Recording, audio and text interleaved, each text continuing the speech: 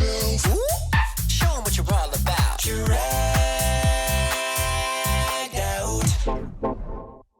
Well, hey, everybody, and welcome to Exposed Dragged Out. I'm Joseph Shepard, and every week we dive into the lives of some individuals who may have went home a little bit too early on a RuPaul's Drag Race franchise. It's about time that we forget the black and white, and we're going to get into the gray area as I absolutely have the pleasure of chatting with the one and only Max. How's it going? Hello. It's going very well in the gray area, the vast gray area up here in this. Yeah, it's going well. And it's wonderful to talk to you, talk to somebody. It's been a minute since I've spoken at all. So hello.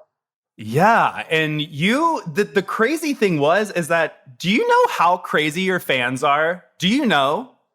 Well, it's if they're any fraction of as crazy as I am, then I think that they're pretty solidly emotionally invested in things, in people, in art, in beauty.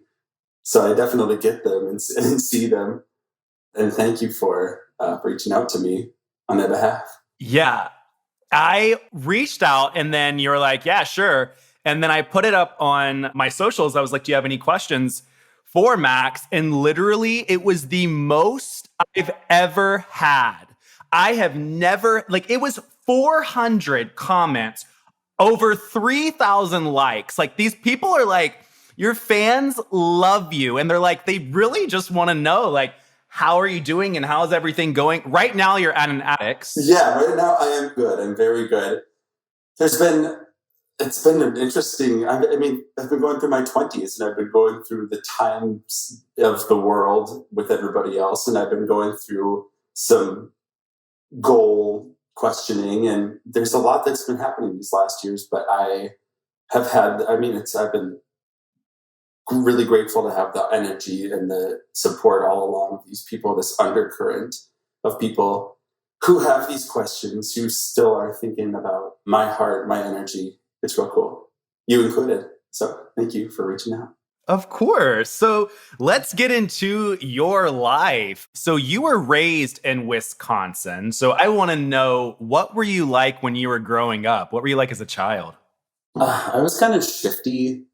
I was shifty and I was gay because, I don't know if I was shifty because I was gay or what it was, but I was soft and I was curious and I was a little naughty and I was a little showy.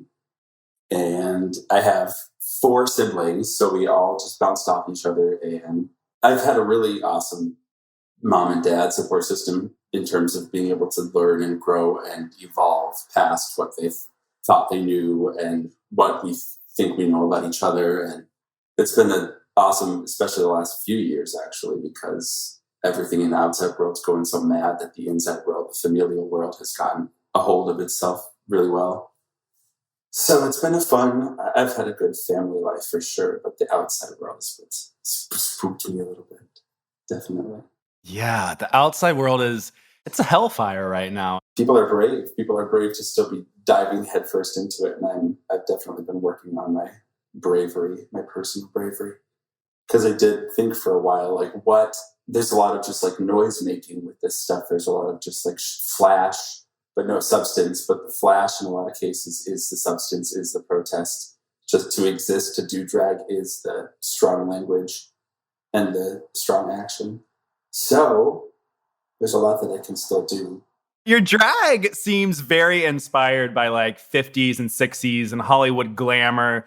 Were you exposed to that as a child? I just had a lot of friends and family members and neighbors who had appreciation for little touchstones of their own childhood or cultural moments, Hollywood moments. And they encouraged looking into those, reading up on those, being interested in different genres of music. And we listened to a lot of different, Patsy Cline and Sleepy the Beef and Johnny Cash and things. And then watched a lot of good, solid old movies. I don't know. There's just I've had a good collection of it, and it's what I've been interested in. So obviously I've sopped a lot of it up like a biscuit, as they say, by choice, for sure.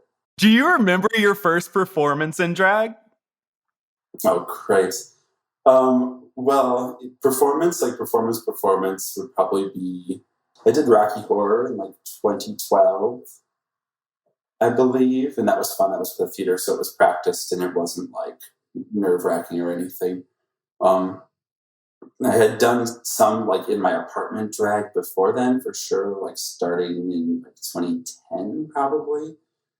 What with the major drag influences in pop at the time and all those things. But I think it was like 2013 where I actually did a drag performance, 12 or 13 at the Gay 90s, I think, in Minneapolis. Yeah, I think it was at the Gay 90s amateur night. And I didn't know how to glue my eyebrows down. I still don't, so I shaved them off. But I remember I was late. I'm still late for everything because I was trying to be real together, but my nerves had like held me back. There was definitely just like a little microcosm of of things to come. But it was a good experience, and overall, I had like friends there, and I had fun, and it definitely felt powerful and interested, and it was it was definitely a little bit of a confidence booster. And then I went, I think it was 2013. There was a contest at the Saloon, which is another bar in Minneapolis, and it was a Halloween contest, and I went as Wednesday Addams, and that was fun times. And I won the Halloween contest, so I think that was like a definite like little switch point because the audition was 2014, just the spring after that Halloween costume contest situation. There was a lot of in between drag work in my apartment and little things, the evolution, the encouragement. The evolution of Max. Let me ask you, what is the scene like in Minneapolis? Like, if you were to go to a drag show, what can you expect in Minneapolis? So there are some amazing performers in Minneapolis. It's definitely got, up until the last few years, it had more of a classic vibe, more of like a pageant and super kick-in tassel showgirl vibe. And there were, I think Mandela Luzon actually got her start in Minneapolis. And so there was definitely more of like a classic drag vibe because that was a lot of drag up until the modernization and the fashionization of the drags. That was a lot of it. And there's still a huge undercurrent of that in the Minneapolis drag scene today. And it's wonderful. There are some really kick-ass performers there. A few of the performance spaces, I think, there got sort of affected by the pandemic and everything. So hopefully they can build some of those back up stronger. And it is, it's just annoying because there were places that people could do like put on their own nights and do their own fun things, basement spaces, Black performance spaces, the things that we need to keep ourselves from being completely loco and disconnected from our artistic creative side. So hopefully some of that will come back. And I think it will. The spirit of the people in Minneapolis is definitely an artistic and cultivating spirit. Yeah, Prince, baby. We have Prince, baby. Yeah, there's a Prince store at the airport now. I was going to buy a purple blanket before I got back out here, match my purple light. But I sure didn't. Next time I'm in the area, I will. So I am ready for you to clear this air about a season of Drag Race that you were on. You were on season 7 of RuPaul's Drag Race. I remember watching this, and I remember being the biggest Max fan. I remember thinking you had so much potential, so much talent. I was excited, and then I was like, what the fuck just happened? Did he just get robbed? So then, leading up to this interview, I was like, I'm going to rewatch season 7. And I had the same feelings. I was mad. What was your inspiration for auditioning for Drag Race? And was that your first time auditioning for season 7, or had you done it before? So here is like a sort of a little interesting side story, or like this is a little bit of the story, is amid my drag, the rise in my interest in drag and fashion and going down that avenue versus just doing like theatrical things, weaponizing the BFA that I don't have, so to speak. Before or amid that, there was this fellow who reached out to me on Facebook and was like sort of like a Photoshop little wizardy, interested in costumery and Renaissance fairs and shit like that. A really cool guy. And we sort of like became friends, and then a little bit more than friends through the drag evolution and became more powerful and more confident together about the whole situation.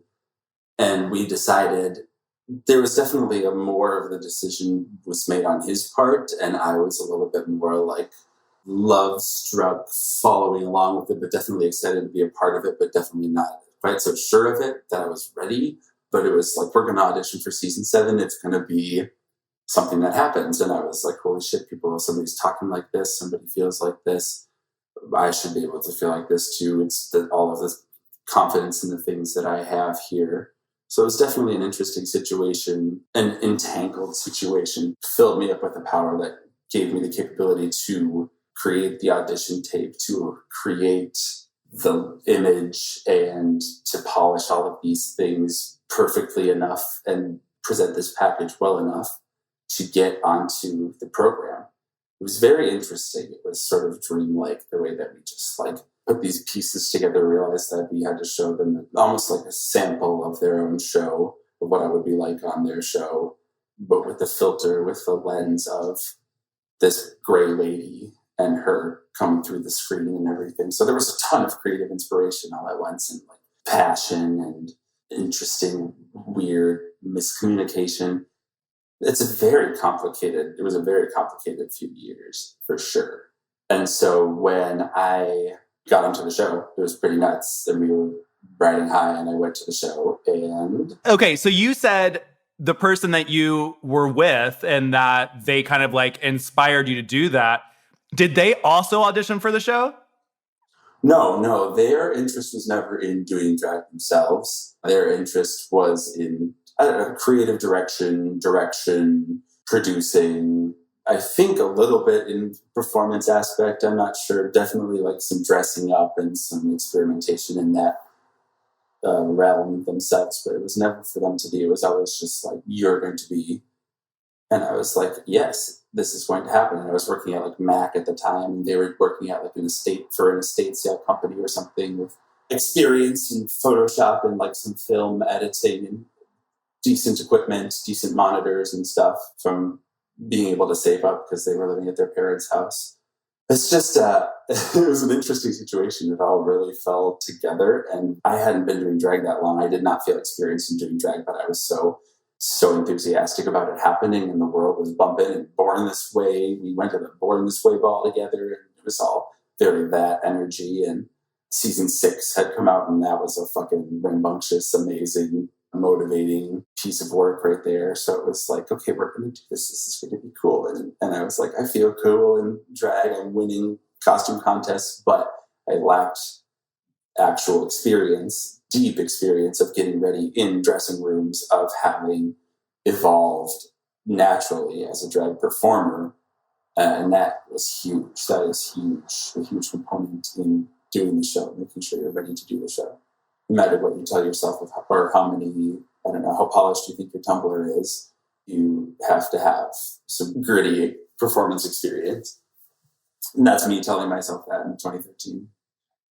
Like, wait till season 8. Even an 8 even looks like an hourglass, bitch. Like, why did you rush it? But it's okay. It's really fine. So you get on, you walk through this door, you end up being with another one of your sisters, Miss Trixie Mattel. You went to school with Trixie, is that true? Yes, so that was fun times. I was at UW Milwaukee, and I got down there. I was only there for a year for a lot of reasons, but the main reason was that the program had shifted. They didn't have a musical theater program anymore the year that I got there, but the years before, Trixie had been in the program there that was like this good, solid, well assembled group of professors who actually gave a shit about a musical theater as a whole, BFA or BA. And then when I got there, it was just like departments of opera and things that you had to shift in between and get like comparable skills. But when I was there, for the year that I was there, Trixie and I had a ballet class together. I think that was the first time I met her. She'd definitely done like some theater and some Rocky horrors around the city. And I was at a point where I was like penciling my eyebrows on every day. I wore a full face of makeup to ballet class every day. I was very for a while I was Adam Lambert, and then I was bleach blonde. It was 2010. It was a lot. So that's how we bonded. How she like felt like she could talk to me in the first place, because it was like, oh, there's a lady over there. There's one of my sisters over there with her cover girl eyebrows. I went through so many eyebrow pencils in 2010, but we were in ballet class together. And I was always late for ballet class because I had to put my full face of makeup on every day. And she was like a really cute, brown eyes, little mop of hair, always clever little quips, lots of friends. She was real cute. So you walked in and then you had known her before that. You see the cast, you see what it is. I do want to ask you, because I had read that you kind of took down your persona a little bit, like took it down a few notches for television, because what I read was basically saying that you were more of a fetishy and leather type queen, but allegedly you wanted to be cleaner on the show because your parents and your brother are watching. Is that true? Well, I don't know.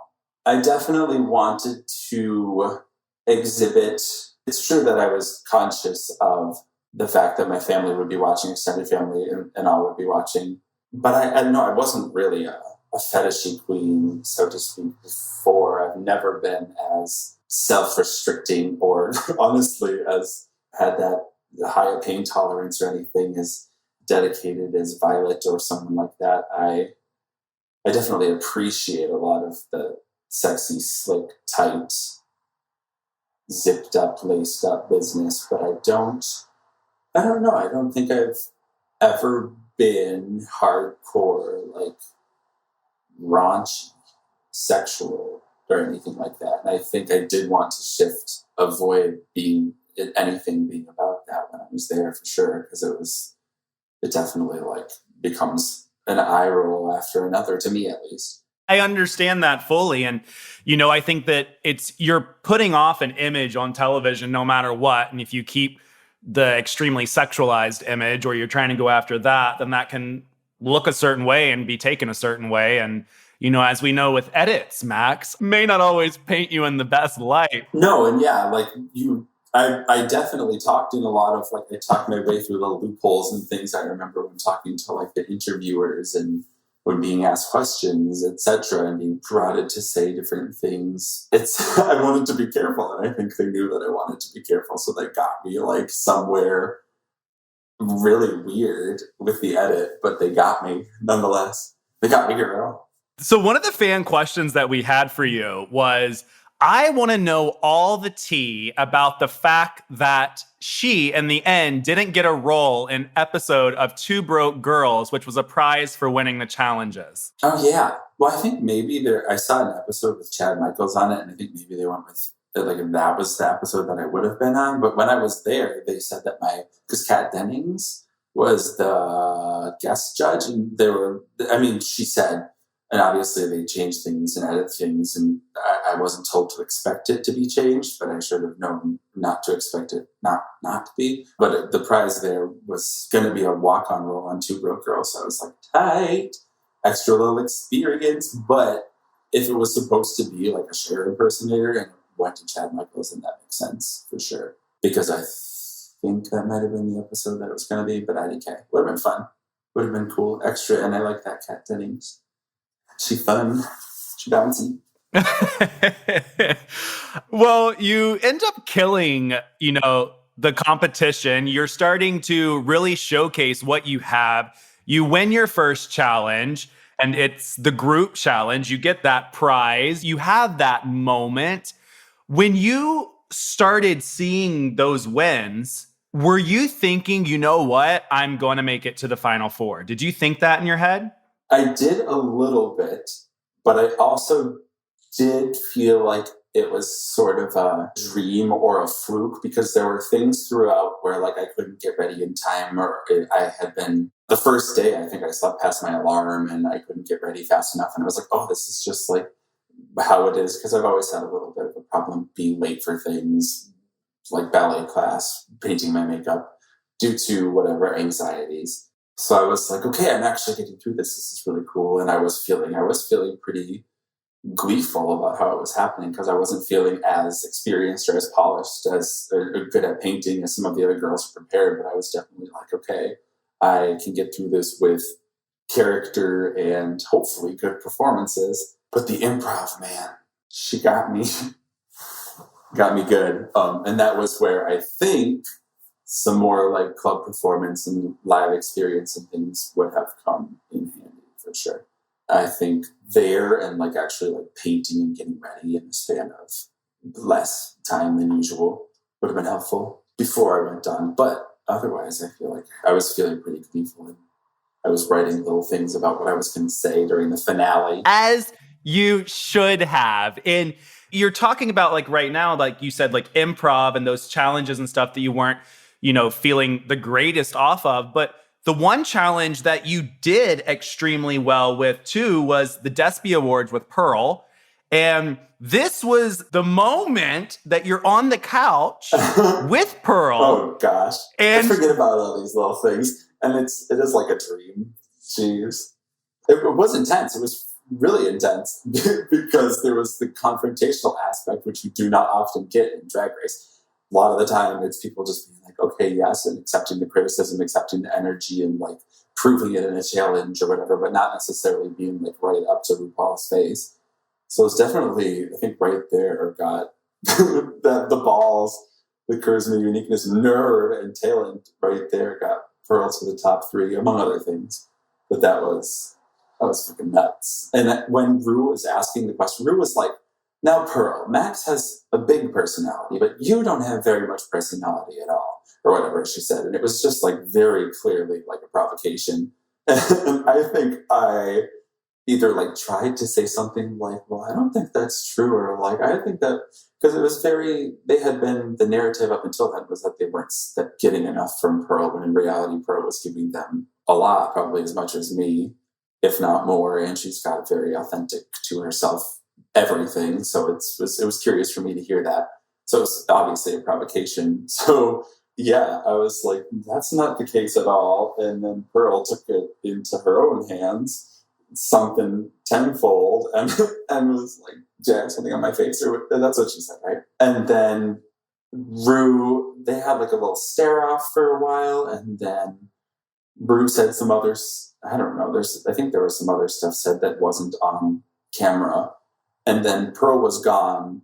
Pearl was out of there for a while because she was so pissed about the whole situation. She was off. I remember sitting on the couch by myself for a while because Pearl was just like furious about having been put through that nonsense, because it was pretty much nonsense. It was like, in hindsight, when you're not in the moment, it's like, okay, but they were poking and pushing buttons. But in the moment, it was like, this is some like hardcore disrespect, because Pearl has exhibited a lot of cool things so far, and just because there are so many of us that you're not seeing them, it's just interesting. Let me elaborate off of that, because I had talked to Pearl a couple of years ago and went over to her place, literally the coolest, chillest person in the world. And, she made the whole comment that went viral about like, nothing matters unless the camera's rolling. Did you experience any of that stuff when you were on the show? Yeah, nothing matters unless it's on camera. For sure. And also just like, don't talk about things. There was a lot of save it for the camera. So it does get super frustrating that you can't just have like an authentic experience. It's definitely different for a lot of people than they expect it to be, especially people with like softer souls. Violet kicked ass because she was just like, I fucking know, I'm here for business and not pleasure, but also I might get some pleasure out of it because I like pain. So she was definitely, there were people who were better suited for the hard ice, and then people who just like to chat and goof off and have a fun time. But we still got some funny things in backstage, things that aren't on camera and things. There was one thing, was Jasmine kept singing, I believe the children are a future, at the top of her voice. That cracked me up. And they did not put that on. So there were good little moments, but that wasn't like any scandalous information or anything. That was just some fun. But yeah, Pearl got rubbed the wrong way by that shit, man. And I don't blame her, because I had that weird ass thing about sitting on the edge of the stage happen to me, and that was not. We're about to get into that. We're about to get into it. We're going to get all into it in a second. I do want to know, though, there was a rumor that I saw that is it true that you slipped a paper under Pearl's hotel room door that had some jokes and stuff on it for the Despy challenge? Okay, so that is true unless I fucking dreamt it. But because that whole experience was a blur, but I remember sitting down at the desk in my hotel room and just like polishing up stuff that we had talked about earlier, before she had taken her leave of absence off of the couch. So there was not as much time to polish and get our shit together as we would have liked or make it cohesive. So I remember just like polishing it up, making it cohesive at this little hotel room desk, and then sneaking out down the hallway and putting it under her door. And then we went over it the next morning. But I swear to myself that that's what happened. So I don't know. It's what I have. It's my account of it, but also it's a very vague memory. She wrote some funny shit though. I remember we put some funny shit together before.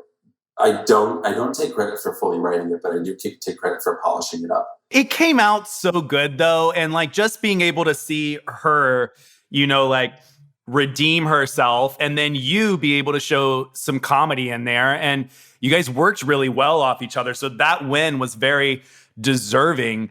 Another thing that always happened with you was that, did you know you had gray hair? I was aware that I had silver hair, perhaps a platinum. No, yeah, I got the grays. She's the gray, the mean gray lady. There was a lady at this community theater that I did plays at growing up, and she was like a supervisor. We all called her the mean gray lady, and she like told us to get down out of trees and like not walk on railings and shit, which she wasn't mean. She was just looking out for us, but we called her the mean gray lady. And now I am the mean gray lady. I have become her.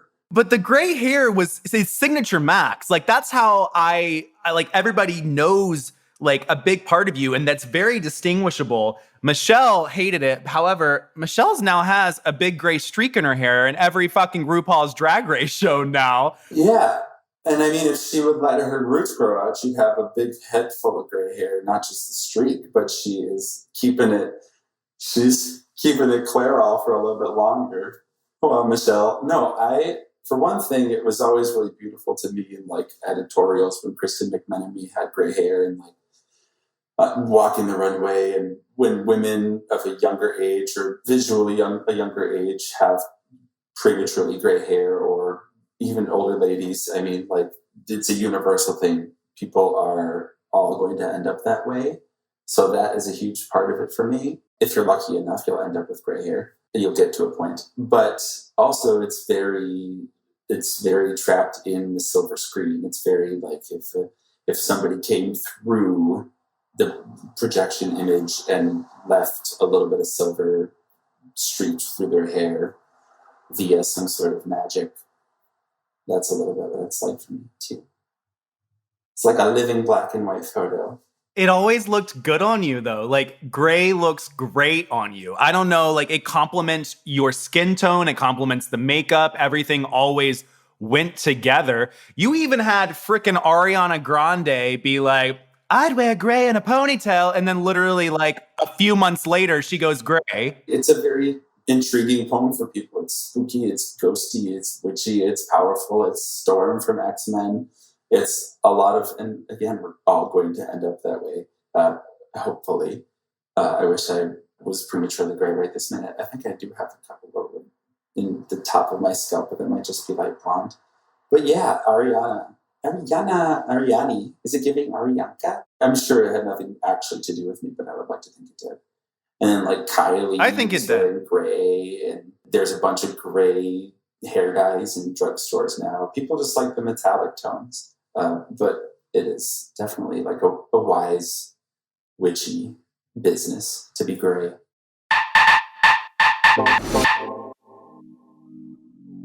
Reviews, they are everything, whether it be a podcast review, food review, any time that you can read what another person's experience is, you kind of feel like, hey, you know what? Like, I understand where you're coming from. It can help you make some of the biggest decisions that you have to make in your life. And when it comes to finding healthcare, ratings matter even more. And that's where ZocDoc comes in. ZocDoc is an app where you can compare doctors by their ratings and read reviews from real patients, so you can find and book highly rated local doctors. It has been so eye-opening just to be able to see where I'm going to go before I actually go there, because I normally have always dreaded going to the doctor before I ended up using ZocDoc.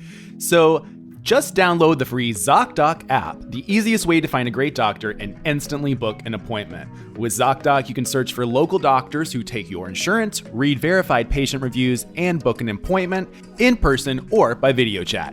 You never have to wait on hold with a receptionist again, because nobody likes the hold music. Whether you need a primary care physician, dentist, dermatologist, psychiatrist, eye doctor, or other specialist, ZocDoc has you covered.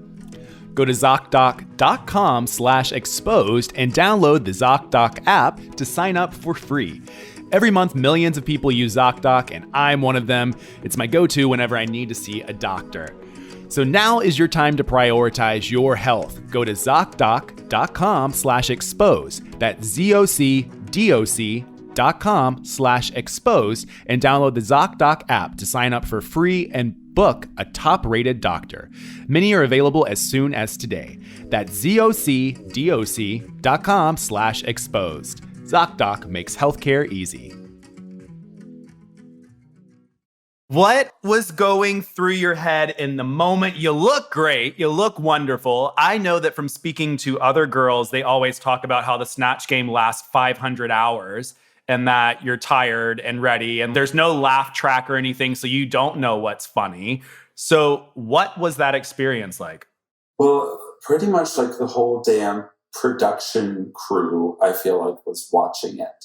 But they weren't responsive because they had to be quiet for the cameras and everything, so it was just like Rue's reaction, from what I remember. Again, blurs and intervening years, but it was a big shadowy bunch of people behind the camera, and then Rue, and then who was it? Tamar Braxton and a guy from Ugly Betty were sitting watching us.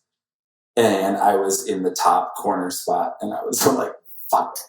Because that is definitely a make or break spot. And I don't think I was like, fuck initially. I think initially when I first got out there, I was like, okay, I can do this, because I felt like I looked all right. I got my eyebrows glued down adequately, what little eyebrows I had.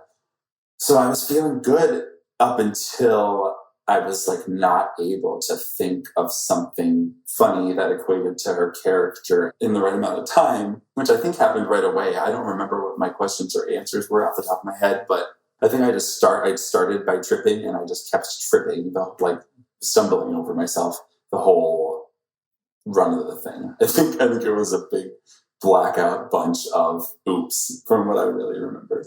Do you think that you were the worst out of the group? I do, because... Really? I don't know. Maybe it's that I felt worse in the moment. I just felt like I was like, fuck in the moment. And I didn't especially feel like anybody else was really bombing that hard. Like, Jaden definitely didn't read as Raven-Symoné especially, but she still was, like, she seemed more confident in the situation than I was. So I didn't read anybody else as doing poorly as me.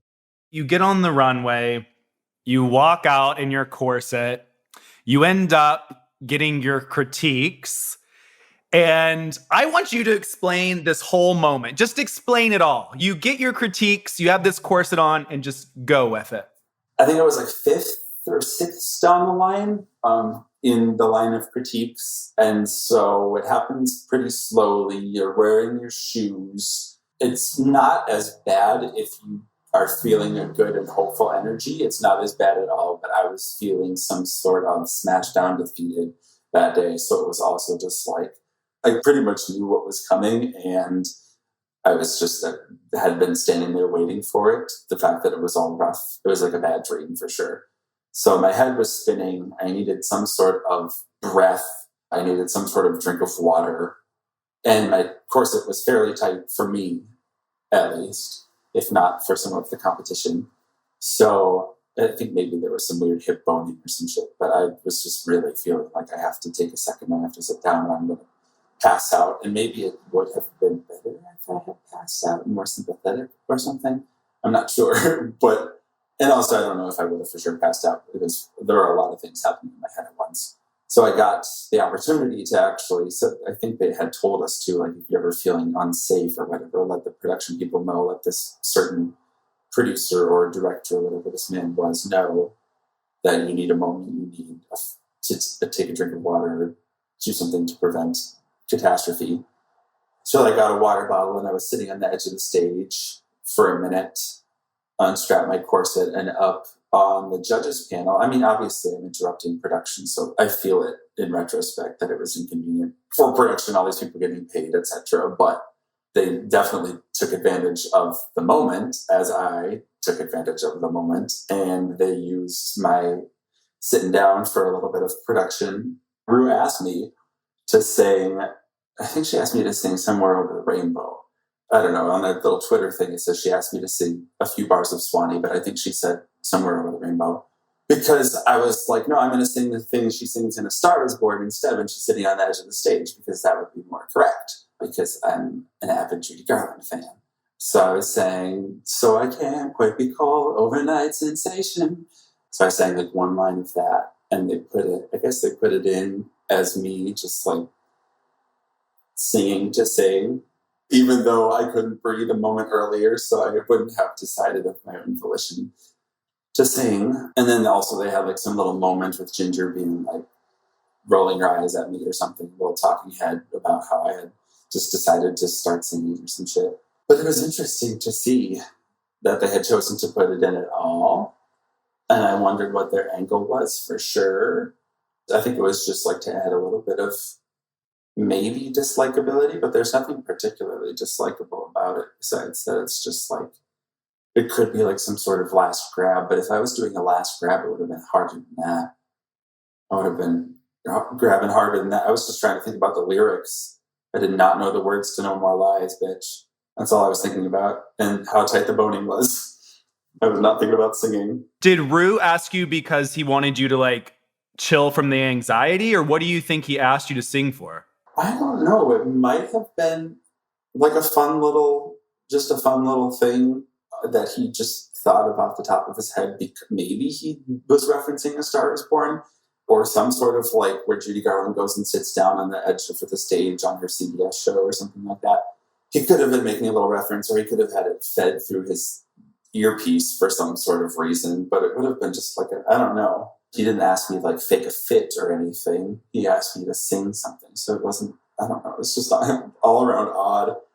Could have been good intentions turned into bad intentions. I super don't know, but it was a weird energy. And then obviously you can see I'm like shell shocked in I've got this red contacts on. That's right. I had contacts in too. I have those red contacts on and I'm just shell shocked by the whole thing. Very surreal. And then we came back for another episode. And that was something. Yeah, because you came back for the comeback episode, right? Yeah, we did little twins things. Trixie and Pearl did that funny ass headgear prom twin situation, so that was perfect.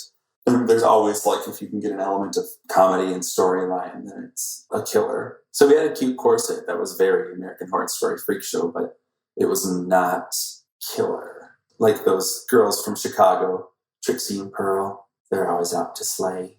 They have to be hard. They are from Chicago, and they're not lying about it either.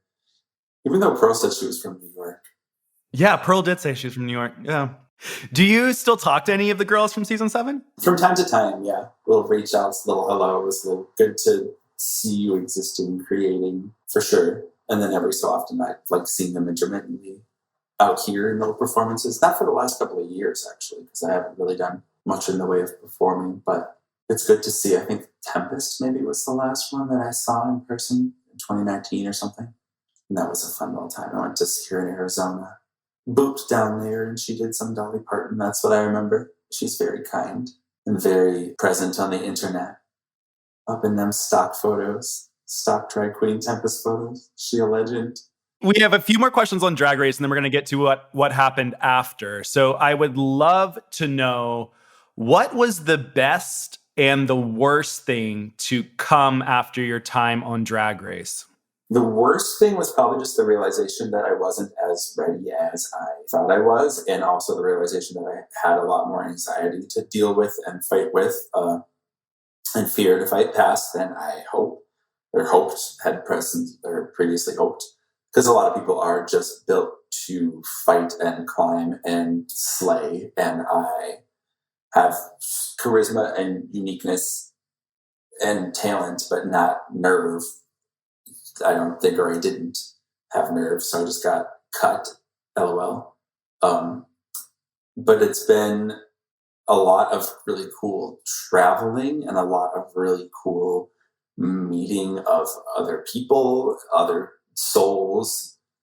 It's been dreamlike in that regard. I've gotten, for as much turmoil and darkness and confusion as it did bring me initially, in terms of the realization that maybe I wasn't exactly built for it as well as others, for as much devastation that brought, it has brought much more fortune and positive experience and electric connection for me between places on this planet. It's been really cool. So I'm grateful. I'm mystified by a lot of the parts of it, and miffed for sure by a few things that happened and people that came in and out of my life and things like that. But I'm overall very grateful that it has happened. Yeah. And I think that that's like the really cool thing too, is that once you get off the show, your career kind of starts to thrive and do things that it didn't do before the show. When I have everybody who comes on, I have them basically, since my show's called Exposed, I have them expose something that happened behind the scenes that didn't make it to camera, whether it be something funny or crazy. I've had people talk about like workroom fires and like production shutdowns and stuff. Was there anything that didn't make it to camera that you want to spill? Well, when we were brought back for the episode where we did the twins things, Trixie was back. We were all back in like the green room. So this is not, I don't know. It's sort of scandalous. In the green room, and I had mentioned something. I think I mentioned something. We were all on microphones, and I had mentioned something about Snatch Game very briefly. And Mandy, one of the producers, like came into the room 5 minutes or 2 minutes or 3 minutes later or something like that, and pulled me out and down and into a dressing room, and like gave me a very stern talking to about how I was not supposed to mention production details from previous episodes with people. I should have realized it because she was out for that episode, but she was like still in the production. But I got a very stern talking to. And that happened. And then something else that will always stay with me is that Miss Fame was talking about how her and her sister would fart in their hands and blow it at people and call it buttercups. That has mentally scarred me for life. And that's part of the whole "these girls are so vulgar" thing, is that these people are just saying, and I know there's plenty of nasty ass shit that, like, my funny shit from my childhood and stuff, but I was like, you guys, gross at the time. There's a ton of little funny details and really nice like production assistant moments and nice moments in interviews with the people who were chatting with us and the little talking head segments, but nothing particularly scandalous. Nobody like snuck out or anything. I don't think anybody had any fights. Nothing crazy. You guys were a pretty put together season. Yeah, we didn't have a lot of fights, did we, or anything? There wasn't a lot of, there were some little side-eye moments about different ages and things, but there wasn't a lot of, there were weird energies for sure. But I think it was mostly just like people, the ones that I felt were probably a little bit of a projection because I was like, well, people know that I am not really supposed to be here because I'm so young and so fresh and so inexperienced with this shit. So I think maybe a little bit was me projecting the weird energies, but I like, yeah, there weren't a ton of bad vibes or fights or moments like that. Interesting though, because it was your season, a lot of fans have always said it was a very boring and the worst season, but I always don't think that, because the thing is that your season, you had so many good girls though. You have Jasmine Masters, you had Kennedy Davenport, you had Trixie, you had Katya, you had Pearl, you had Ginger, you had Violet, like Tempest du Jour, like the list goes on and on. Like it was a really strong cast when you think about longevity of career afterwards, Drag Race. Like everybody's done extremely well for themselves. There have been some fucking slingshot careers up in this season for sure. It's been insane to watch. And I think the season, maybe it's not the cast, but like some of the challenges possibly. in the season that rubbed people, or that seemed bland to people, seemed bland to me a little bit, especially after season 6. It seemed a little lackluster, and the promo was definitely just like us against a white wall, which is definitely cool in some regards and spaces. But again, after season 6, people were just like, oh, okay. Obviously, I think a lot of the people on season 7 have worked up and against the whole the whole season 7 is the worst season. They've worked against it pretty well, pretty hard. We got cosmetics queens, and we got burlesque queens, and we got editorial fashion, and we got whatever Katya is. She's all of that stuff, I suppose. That's just all so left field. This is all me being on the show and like these people being fucking huge. It's all so crazy. Yeah. You get off the show, you end up, you're doing gigs, you're traveling, you're doing what you do when you get off this show. You did a little dibbling and dabbling in music and singing, and a lot of fans want to know too, are you ever going to get back into the music world because they love your voice? I think it would be really cool to be able to make music that was original, for sure. I think I would love to, and also just to perform in theater and do some like covers live at performances, or original music live at performances. But I have to actually be able to fabricate those things. I have to have either the capability to do it myself or collaborators, and I definitely need to be able to invest in it a little bit to be satisfied with it. So I've done covers up until now, and there might be more of that, and there might be some actual. It would be wonderful to be able to create like a modern disco album or some shit like that. It would be very cool. Something dark and smoky, but still disco-y and marchy and powerful. At least one song. So I have to I don't know what comes first. I think probably writing lyrics. I come up with plenty of little rhymes all the damn day long. So I just think I need to put pen to paper in that regard. But yes, there will be music in my life, and then everyone else's life in the years to come, because that's a very powerful thing. Music changes my whole mood sometimes. But for now, I only have like a SoundCloud. The year ends up being 2018.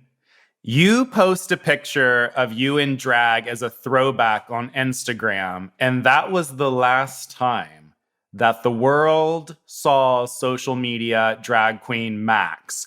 So I would like to know, did you stop drag? Are you done with drag? Are you wanting to come back to it? Was there a hiatus? What was the reasoning behind everything?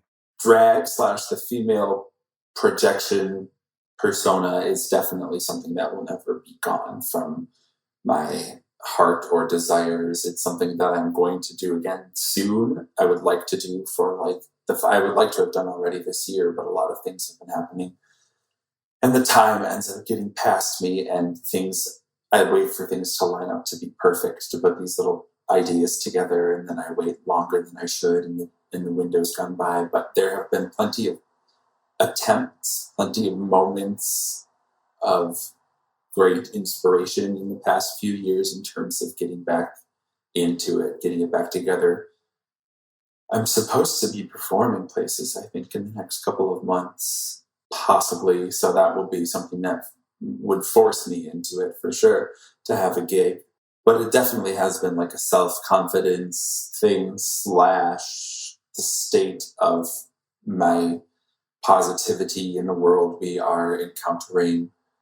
It's been a few things that have kept me back from full on doing it in the past couple of years. But I have, there are images on my phone and things of half drags that I've gotten up into, and ideas in my brain that I have yet to entirely produce. But I find that I have the power to, and I have friends around me now, living out east with me, who can help me with some of these visions. So, yes, she'll be back, and she's never really left, but she has definitely been in some sort of liminal space. Would you say that it was anxiety driven or mental health wise, or would you say it was just you were just done in the moment? Well, no, I don't think I've ever felt like I don't want to create anymore, like I'm sick of drag or I'm done with drag. I felt uncomfortable. I felt nervous. I felt fearful. I felt a little frustrated at times, but I've never felt done, which is lucky that I still have some optimism,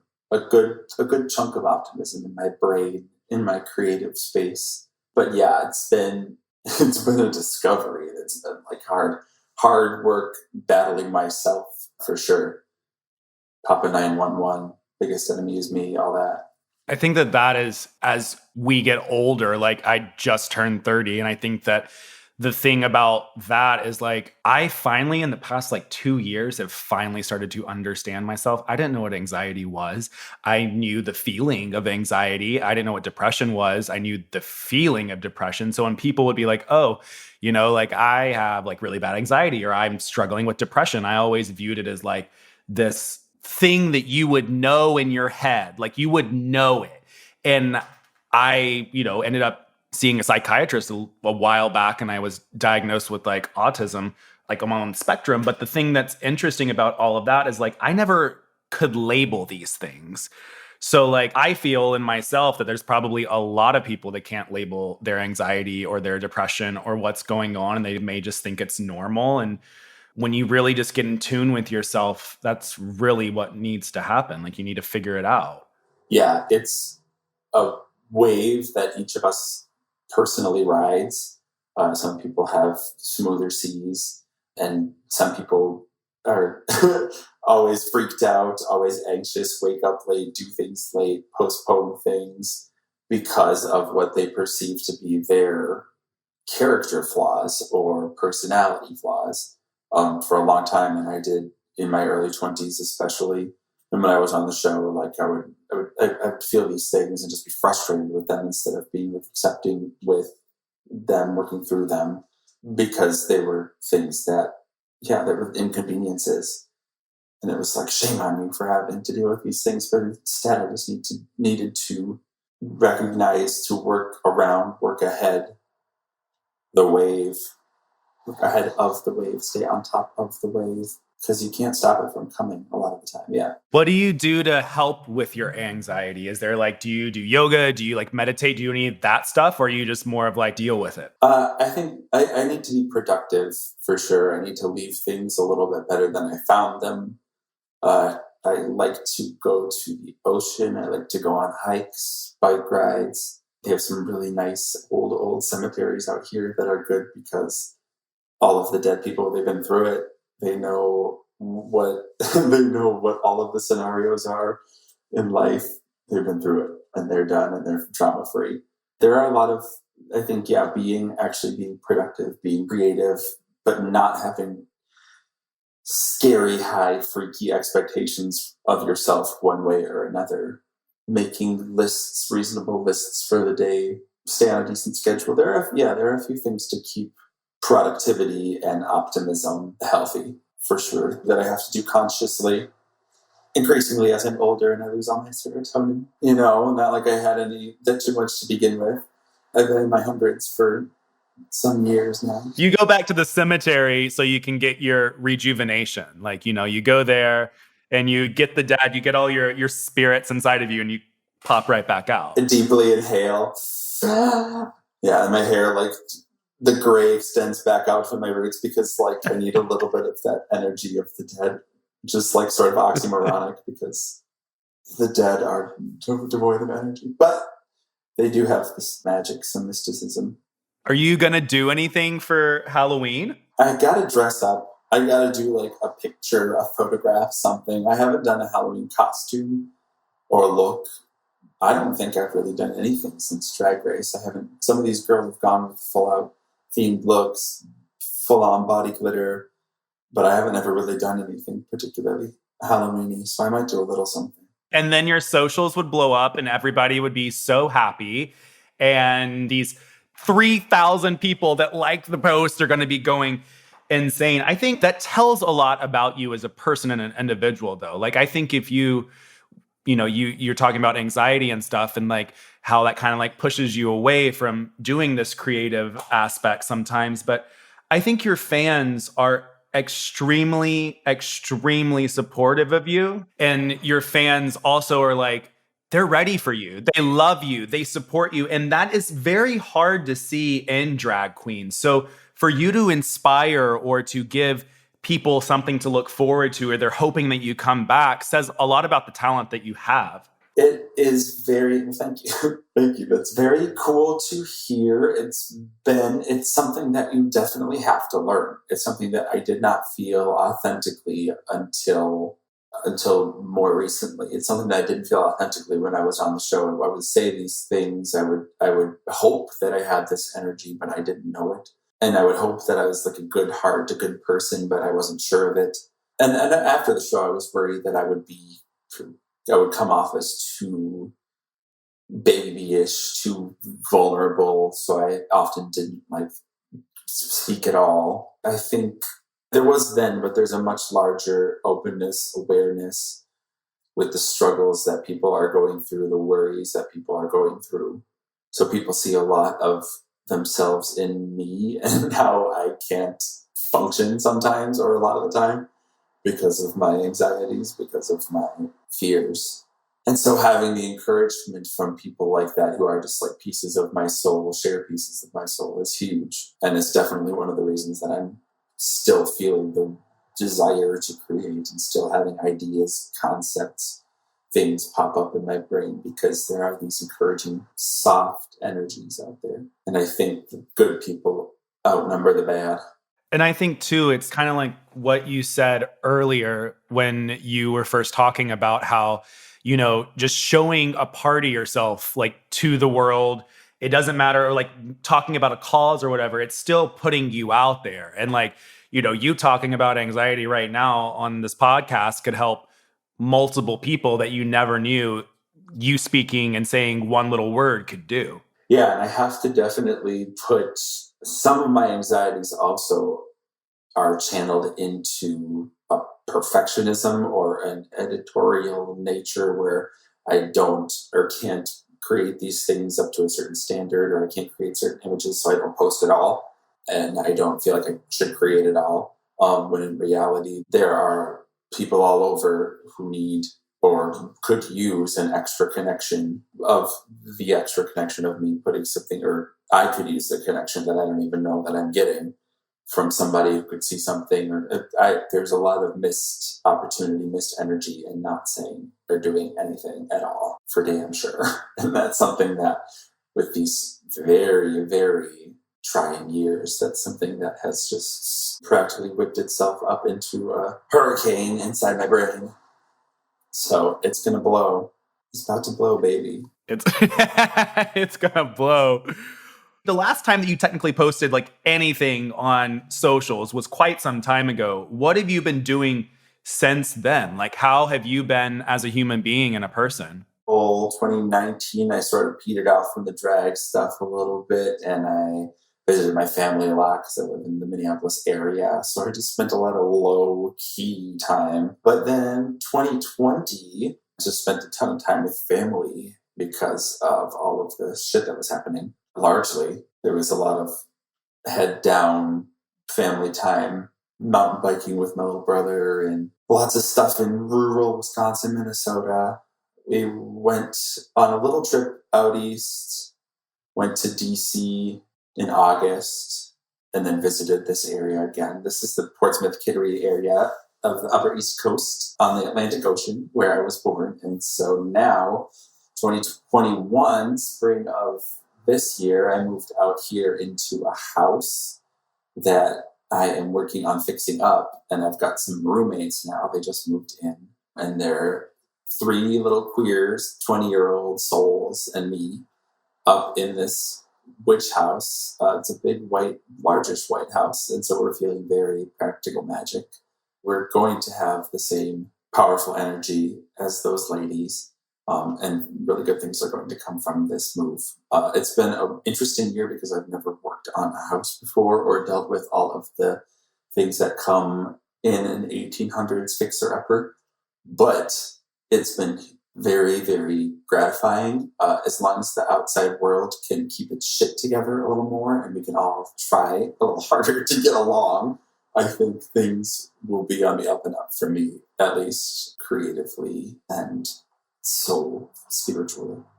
That's why. I really do hope that that does happen for you, because when you are creative, I think that your mind is like a mastermind. I think you are a very creative person. I think you have so much talent and so much going for you that like I like when I was watching back this season 7, and I know that it wasn't always the best circumstances, but your energy and the talent that you had, just like you radiate when you come into a room. You're talking about perfection. Yes, a lot of it, you have to try to get to that perfection, but there was a lot of perfection on your season of Drag Race from you. And you do achieve those moments, and you do have those moments, and you may just need to be kicked out the window and pushed a little bit, Max, but I think you got it. People need to be, and people go through it at various times in their lives. People need to be far outside of their comfort zone. People need to be shaken around in whatever, not always, but oftentimes people need to be placed outside of their comfort zone and left to fight their way into either back into their comfort zone or just make the new zone their comfort zone, win the day, win the area. So I think that my moments of quote unquote perfection have been in the moments where I'm most self-accepting, where I'm just confident in what I'm delivering, even if it's not exactly put together as well as I would intend it to. I think I'm learning a lot about just being chill with myself. And yeah, the fact that I am capable. And thank you for saying all that nice stuff about me lighting up a room and stuff. Of course, you do light up a room. I mean, it's so true though. Like the persona and everything, like in you as an individual, you also have a great singing voice. You are a great performer. I mean, Drunk in Love, I saw that on YouTube, and you killed Drunk in Love by Beyonce. Like you have it. Like you do really good, Max. Don't know if you know that. Thank you. And I think I could do even better if I actually got out and practiced and worked a little harder. So I think, because there are a shit ton of people who are out there performing pretty well. So I do get I get insecure about that, and I worry about why I should if other people are. And I think there have been moments where other performers pop up, and I'm like, oh, I should just be quiet now but the amount of noise, the amount of fight, the amount of nerve that's needed out there is bigger than we can imagine. So I'm coming, baby. Coming, baby. What do you think the biggest misconception of you is?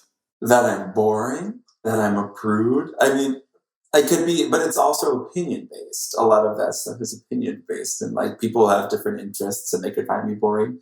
I'm an empath, so I just find all of the what ifs and all of the different perspectives. So I can't I have no absolutes on that, what people could.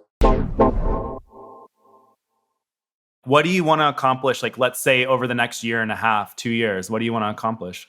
I think it would be good for me to actually accomplish some performances. There's a repertory theater out here that I think I'm going to do some gigs at. It would be cool to go to some gigs in Boston, maybe up in Portland.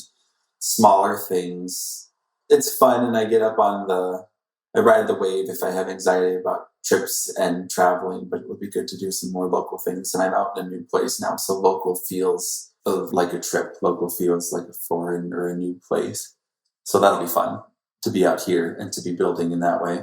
But then I'd also like to be obviously more present on social media, like to maybe write a song or two. I'd like to promote sustainability in drag as much as I like a new plastic wig or a new pair of PVC pumps. There has to be some sort of limit to the resources we consume. There's a lot of things that I would like to do with drag, and there's a lot of things that can be done with drag and the lines that no longer exist in the realm of gender and self-positivity and self-love. There's a lot of fighting that needs to be done. So there are a few select little things that I would like to do, like putting out a couple images on social media in the months, and maybe having some gigs for income and things like that, be able to say that I'm working professionally. But I have no set plans besides that I kind of want to dress up like Audrey from Little Shop of Horrors for Halloween. Oh my God, that is my favorite musical. I was in New York right before Corona, and I saw it off Broadway with Jonathan Groff, and I was like, it's my favorite musical. It is fun. That's lucky. I've never seen it live. I just It was 2017, I think, that I was in the UK with Raja, and at some point, one of the people that we were with toured, one of the crew people, like, was playing the movie, and I had never actually seen it all the way through. But then I got really into it and listened to the soundtrack, and because it's Howard Ashman. I think it's Howard Ashman and Alan Menken, both of them, who ended up doing the Disney movies. And Howard Ashman, of course, was an HIV/AIDS victim, alas, but a super, super bright flame while he was alive. A very inspiring presence. That's another thing that's helped my energy. Is just like the idea of him as a person, what he created. So yeah, that musical was huge for me, and I would like to be her sometime. Wear that fun bob. Yes, the fun bob, and then talking your little pipsqueak voice, which is great too.